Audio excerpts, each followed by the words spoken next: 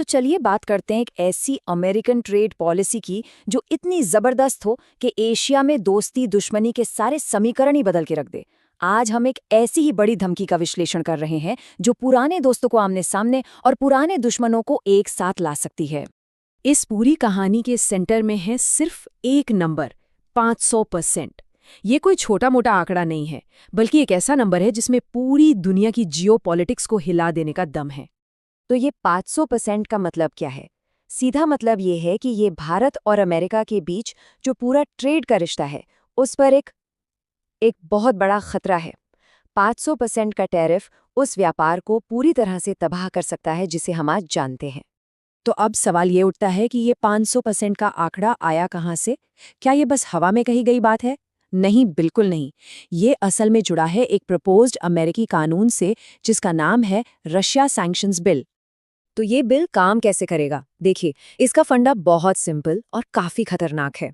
अगर कोई भी देश रूस से तेल खरीदता है तो अमेरिका उस पर 500% तक का भारी भरकम टैरिफ लगा सकता है। और सबसे बड़ी बात, ये फैसला लेने की पूरी पावर बिना ज्यादा किसी से पूछे सीधे प्रेसिडेंट के हाथ में होगी।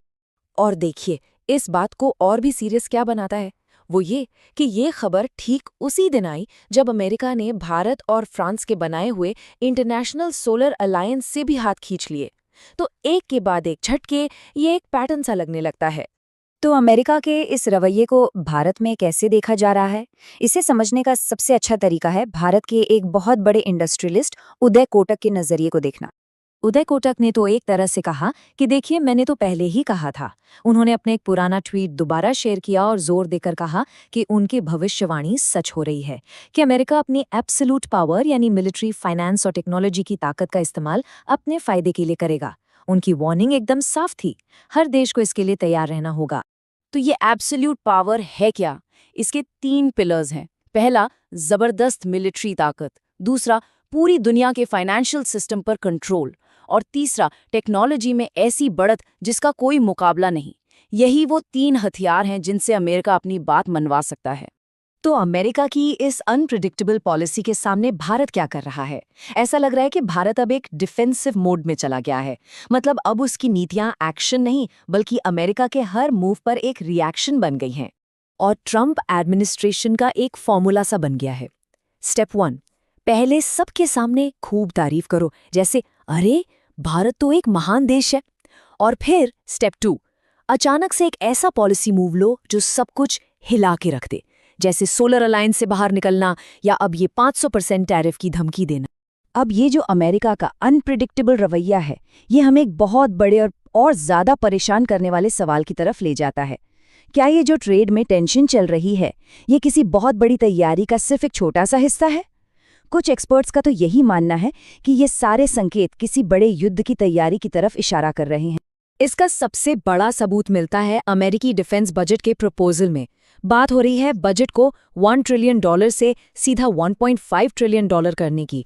अब इसे ऐसे समझिए, ये जो $550 अरब का इजाफा है ना, ये दुनिया के ज्यादातर देशों के टोटल डिफेंस बजट से भी कहीं ज्यादा है। तो सवाल है कि इतना सारा पैसा जाएगा कहाँ?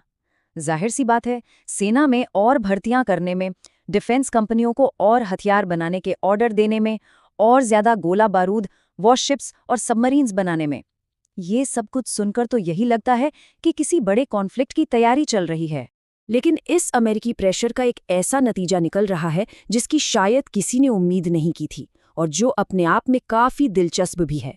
वो ये कि 2 पुराने दुश्मन, भारत और चीन, अब एक दूसरे के करीब आ रहे हैं। और इसका सबसे ताज़ा और शायद सबसे हैरान करने वाला सबूत कहाँ से आया? भारत में चीन के एम्बेसडर की तरफ से।